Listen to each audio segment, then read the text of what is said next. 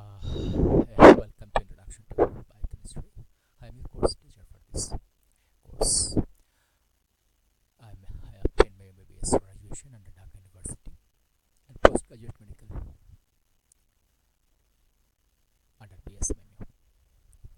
Though I am a faculty of biochemistry, I teach biostatistics for the postgraduate medical student for the last 10 years.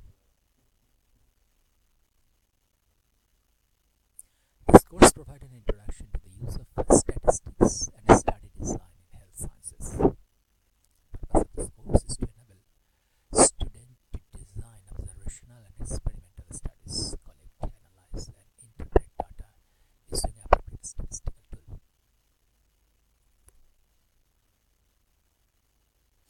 Upon completion of this course, the student will be able to identify different types of data and how it can be collected, recognized, and design simple experiment, summarize data numerically and graphically using SPSS, determine and perform correct statistical tests, conclude and interpret the result from those tests.